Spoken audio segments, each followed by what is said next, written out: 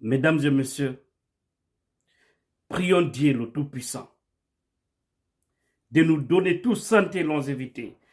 Aussi à ce monsieur et la sœur d'Alain Diallo, afin de voir ce monsieur-là diriger ce beau pays appelé la Guinée. Vous allez l'écouter ici, à l'Assemblée Générale de l'UFDG. Vous allez vraiment comprendre encore une fois que ce monsieur mérite réellement de diriger ce beau pays. Guinéens, ouvrons bien nos yeux. CNRD, arrêtez le jeu. Arrêtez le jeu.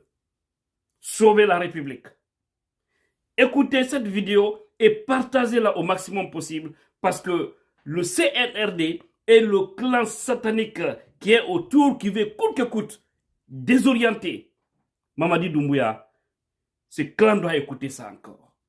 Fodoussou l'a dit, l'objectif visé dans cette opération, ce n'était peut-être pas la récupération d'un terrain. C'était d'humilier. Mais, comme il l'a dit aussi, cette entreprise d'humiliation a échoué. Parce que grâce à notre communication, tous les hommes, tous les Guinéens sensibles à l'injustice ont marqué leur soutien au président de l'UFDG, à sa famille et au parti. Donc au lieu que nous soyons humiliés, nous avons été grandis. Parce que les faits sont là, pertinents. Ils ont mal choisi le dossier. Parce que dans ce dossier, il n'y avait absolument rien à dire. Je ne reviens pas sur ça. Ça, c'est le passé. Mais simplement, on essaie de dire quel était l'objectif visé. On vous envoie une lettre, on vous dit de sortir d'un bâtiment que vous avez acquis dans toute la légalité. Je ne reviens pas sur ça. Et que ça vient du patrimoine bâti qui a représenté l'État, qui a encaissé mon chèque et qui m'a fait la quittance libératoire et qui a adressé la même quittance à la conservation foncière à laquelle le patrimoine bâti demande d'établir le titre foncier à mon nom. C'est ce même patrimoine qui m'écrit pour dire de quitter le bâtiment d'État. Donc, ces anomalies ont été relevées. Tout le monde a compris. L'achat au prix du marché, parce que l'évaluation a été faite. Le paiement effectif, parce qu'on a vérifié l'authenticité de tous les documents. Le titre foncier, le chèque, les quittances, l'encaissement par le patrimoine bâti du chèque de banque délivré par la Société Générale, l'accord de prêt qu'on m'a accordé et qu'on a signé, l'échéancier qui était associé, tout était là. Je ne veux pas insister là-dessus parce que pour moi c'est terminé, je ne vais plus en parler. Je laisse la justice, le terrain, la maison, c'est rien. Pour moi, ce qui m'intéressait, c'est mon honneur. Je suis consultant dans plusieurs organisations internationales. Vous savez, je suis invité à toutes les conférences. Je suis vice-président, premier vice-président de l'International libéral. Lorsqu'on salit mon image, ces gens me font confiance. Pourquoi moi, on m'a élu? Il y a beaucoup de cadres. Lorsqu'on affirme dans la presse que je me suis emparé d'un bien de l'État dans des conditions illégales, voyez le préjudice que ça m'a fait. Mais ce n'est pas les organisations internationales qui me consultent ou qui m'invitent à toutes les réunions, qu'on parle de finances, de monnaie ou de sécurité. Ce qui m'intéressait le plus, c'était le peuple de Guinée, qui m'a exprimé sa confiance d'abord en 2010. Imaginez les résultats officiels, 44% de suffrage de Guinéens en ma faveur. C'était une grande confiance. Il y avait juste 2 ans que j'ai commencé à faire la politique. Alors, on a cherché à expliquer ça. On a mis de côté la vraie explication. C'est la crédibilité et la confiance qui m'a donné ces résultats. Même s'il était minoré par rapport à la réalité, il n'y a rien qui m'est plus cher que cette confiance. Je ne sais pas trahir de confiance. Et la relation entre le général Lansana Conté et moi était aussi fondée sur ça. Lorsqu'on atteint, on essaye de porter préjudice à ma réputation et à mon honneur, je me fâche jamais, mais là, j'étais fâché. Parce que ça reposait sur rien. Donc, Dieu merci, grâce aux explications fournies, aux documents exhibés, les Guinéens ont compris que c'était un complot, simplement. Mais ce que je déplore, parce que je suis un homme d'honneur, c'est de voir cette culture qui est en train de s'ancrer dans les pratiques politiques humiliées. J'ai été Premier ministre. Avec mes collaborateurs, on a travaillé pour ce pays. Grâce à l'aide de Dieu, on a eu des succès. Il y a des résultats. Pourquoi on aime humilier les gens? Parce que même si l'État a besoin de ce terrain, moi en tant qu'homme politique, pour cause d'utilité publique, il dit je veux le terrain, je le donne. Parce que je me suis mis au service de la Guinée et je veux me mettre au service de la Guinée. Ça n'a pas de problème. Il n'y a pas de souci. On m'a dit il y a une cause d'utilité publique, je n'accepterai pas d'être indemnisé. En tant qu'homme politique, je l'aurais donné. Pour montrer à quel point je suis déterminé pour soutenir le peuple. Encore que le code foncier domanial donne le droit. C'est la seule personne morale qui a le droit d'exproprier. Mais à 3 conditions. Première condition, pour cause d'utilité publique. Deuxième condition, qui comporte 2 volets, c'est pourquoi j'ai dit 3, après une juste et préalable indemnisation. Parce que dans un état de droit, la propriété privée est sacrée. Et l'État, le rôle de l'État, c'est de garantir la jouissance par les citoyens de leur propriété privée. Et de protéger la propriété privée. Ce n'est pas de la mettre en cause, en dehors de toute règle et procédure. Bref, je parlais de cet aspect juste pour remercier les nombreux compatriotes. Croyez-moi, certains ont envoyé des textos, d'autres ont écrit des mails, d'autres encore sont venus à la maison, d'autres encore ont téléphoné.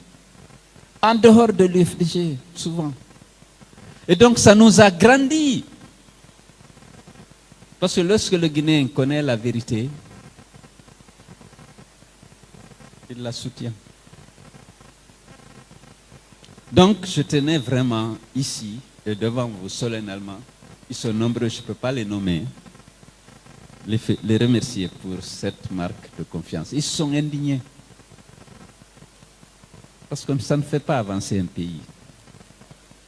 Je sais qu'il y a beaucoup de cas, on mélange.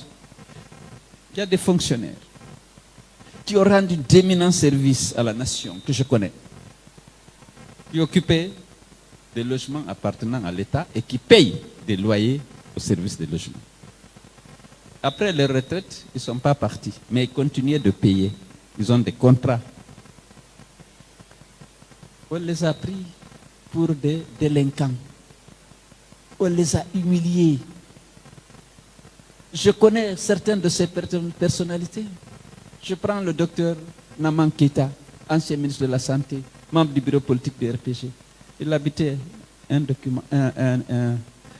bâtiment appartenant au service de logement. Mais on l'a vidé en 24 heures. Imaginez. Un ancien ministre qui a signé au nom du pays et qui continuait, qui était à jour du paiement de ses loyers. On ne peut pas l'appeler dans 3 mois, rendez-nous la maison.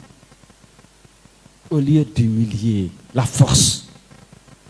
La réconciliation exige qu'on renonce à ça et qu'on se respecte. Le respect et la considération sont nécessaires pour la réconciliation, pour l'unité et la cohésion sociale. Tedungal, Bingé, tout le monde aime ça. Lorsqu'on est au pouvoir, on a la force et la puissance, on doit nous donner l'exemple dans cette direction, qu'on se respecte. Je connais El Saïdou Pordaka. C'était nos idoles lorsqu'on était jeunes cadres dans l'administration économique et financière. Un fonctionnaire honnête qui est resté 51 ans. Et un jour, si on veut qu'il s'exprime, on ignore tout ce qu'il a fait pour la nation. C'est un fonctionnaire exemplaire, vice-gouverneur, ambassadeur au Nigeria, directeur général de CERCOM, directeur général de COFICOM, directeur général du Crédit National. Quelqu'un qui était respecté par le président Sékou Touré, par le président Conté, et qui était à la disposition de la nation pour vous. Un cadre brillant. On les sort comme ça. J'ai cité ces deux exemples, je connais d'autres. Peut-être que tout ça, c'était pour justifier la spoliation et l'humiliation d'un cadre politique qui peut gêner des agendas cachés peut-être. Mais il y a des méthodes. La dignité humaine doit être respectée. Tant qu'on ne se respecte pas, on ne peut pas dire qu'il y a la paix. Quelqu'un qui est humilié n'est pas en paix. Et la paix, c'est la paix du cœur. On fait beaucoup de débats sur la paix. Je vous ai dit ici à plusieurs reprises. Il ne suffit pas de rappeler les vertus et les avantages de la paix pour avoir la paix. Il ne suffit pas d'exhorter tous à la paix. Il faut identifier les sources de conflits et les éliminer. La paix, ce n'est pas l'absence de guerre, dit-on. Mais il y a combien de Guinéens qui ne sont pas en paix? Parce que tu as peur qu'on te spolie. Parce que tu sais que tu n'as pas de recours. Si tu es agressé, violenté, escroqué, si tu vas devant la loi, il faut payer. Et parfois même en payant, tu n'es pas rétabli dans tes droits. Si je dis qu'on veut un état de droit et que c'est l'une des missions, des ambitions de l'UFDG, c'est pour que les citoyens soient en sécurité, donc en paix. Et qu'il y ait une justice forte, indépendante, qui constituera un recours infaillible pour le citoyen, pour les entreprises, pour les investisseurs. Pour obtenir le respect, assurer la sécurité des biens et des personnes, mais également la sécurité des contrats. C'est ça. Respecter le droit de propriété.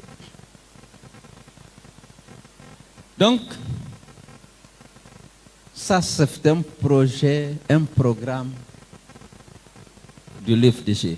Moi, mon engagement politique, c'est pour obtenir, mettre en place cet état protecteur de tous. Je le dis de temps en pulaar pour que fou no nete dawo ka jibina dawo parti ka won dawo dina ka jokku dawo leñol ka yaltu dawo haraɗa daɗi hiɗa dandi hiɗa teddi fannama bonna.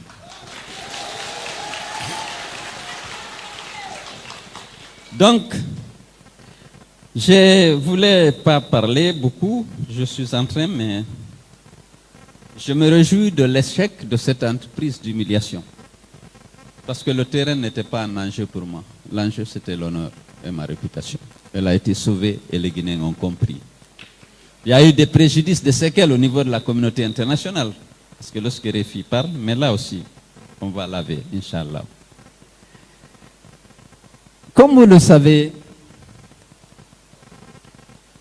nous avons gagné l'élection présidentielle du 18 octobre. On a réuni toutes les preuves et on a revendiqué notre victoire. On a refusé de reconnaître l'hold-up qui a mis Alpha Condé au pouvoir. Malgré la répression sauvage qui s'est abattue sur nous, 51 morts, des centaines de prisonniers, nos locaux occupés, le matériel détruit, nos droits et libertés de voyager, pour ceux qui n'étaient pas en prison, ont été suspendus. Nous n'avons pas fléchi. Nous avons dit non. On réclame notre victoire, on ne reconnaît pas le pouvoir d'Alpha Condé. Toutes sortes de pressions ont été exercées sur nous. Nous avons dit non. Notre rôle, c'est de défendre la vérité. Nous avions les preuves de notre victoire. Nous avions les preuves qu'Alpha Condé a été déclaré vainqueur alors qu'il n'avait pas gagné dans les urnes. On a donné beaucoup d'exemples.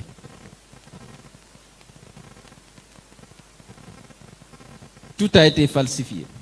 Comme on avait nos jeunes, je liste juste, mais les preuves existent. Et lorsque le colonel Mamadi Doumbouya et ses hommes ont pris le pouvoir,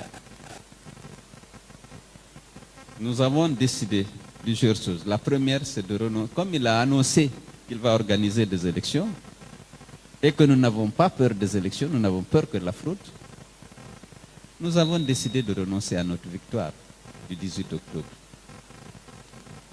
Première décision. On a dit non. Comme il dit, on va aux élections, ce sera un exercice de contrôle de ce qui s'est passé. Et nous étions prêts. Puisque l'entraînement concluant qu'on a fait le 18 octobre, tous les éléments étaient disponibles, les assistants techniques.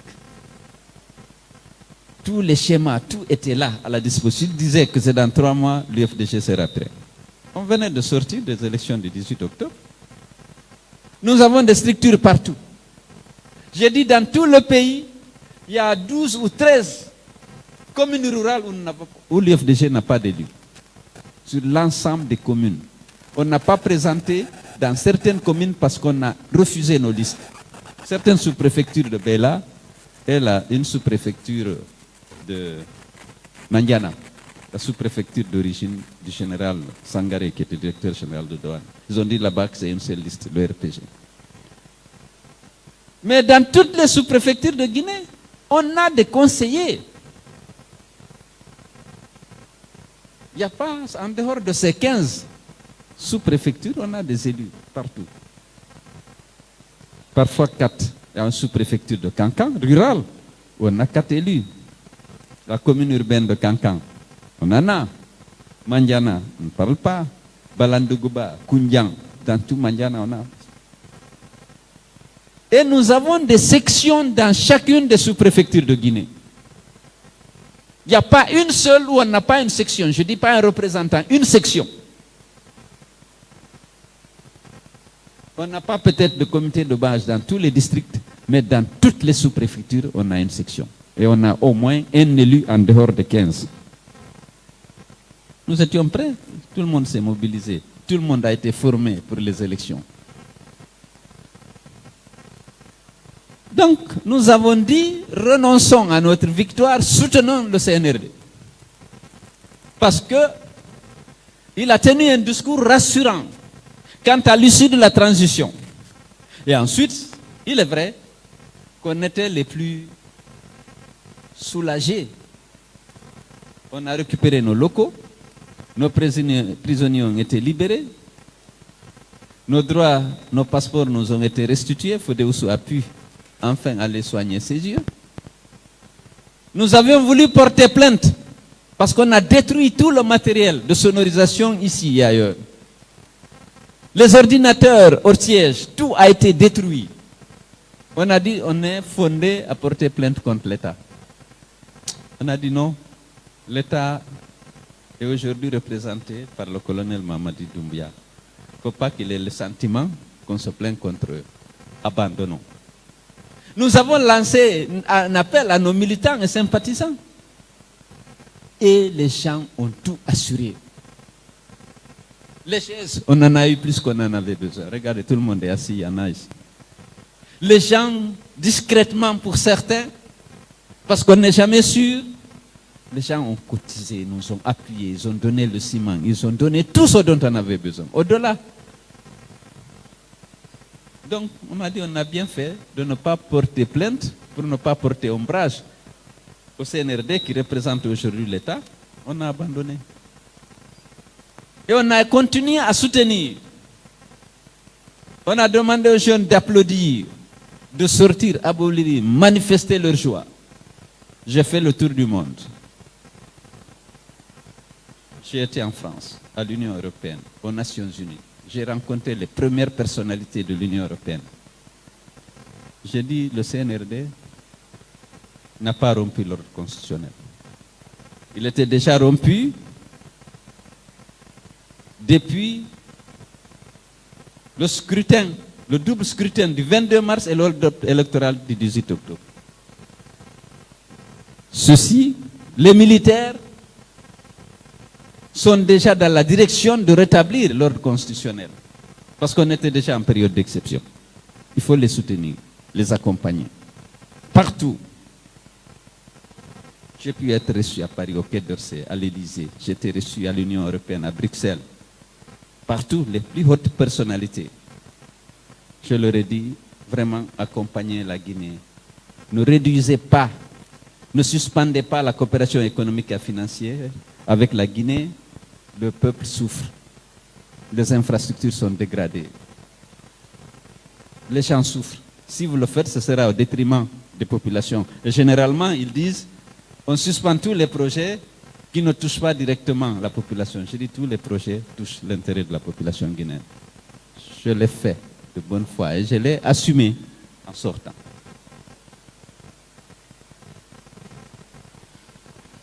Alors, mais on constate, vous avez vu comment c'est qu'on nous a, le traitement injuste et discriminatoire qu'on nous a infligé dans l'attribution des sièges du CNT. Nous avons décidé, nous en avons parlé, nous avons déploré, trouvé que ce n'était pas juste.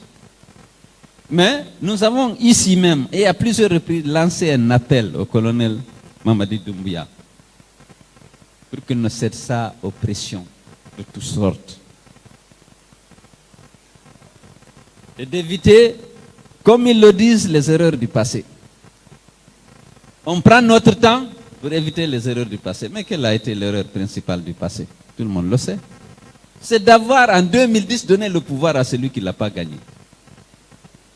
C'était l'erreur principale, sinon la constitution était bonne.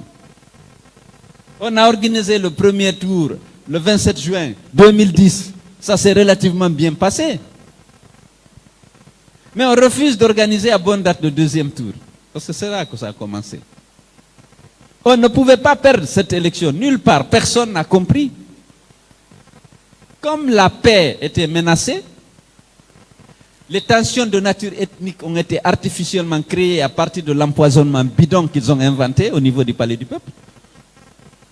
Nous avons dit, sauvons la Guinée de violences qui pourraient déboucher sur la guerre civile. Acceptons. On a accepté.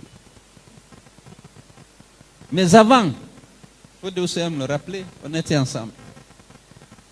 Lorsqu'ils ont déclenché les violences contre les ressortissants de la Moyenne Guinée, dans certaines villes de la Haute-Guinée, j'étais avec Fodéoussou toute la journée.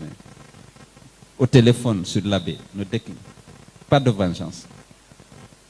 Ceux qui vivent là-bas, qui viennent de ces régions, ne vous ont rien fait. Certains sont avec nous. On ne peut pas. Je me souviens, quelqu'un me téléphone, qui était caché. Il me dit, Kotos un tampinal be quand même un. J'ai dit, on ne peut pas faire ça. On ne peut pas s'acharner sur quelqu'un. Un homme, la responsabilité est personnelle.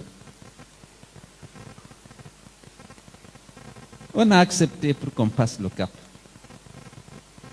Mais comme lorsque vous donnez le pouvoir à celui qui ne l'a pas gagné, il a un problème. Les élections locales et les élections législatives étaient prévues en mars 2011. Mais il sait qu'il n'a pas gagné.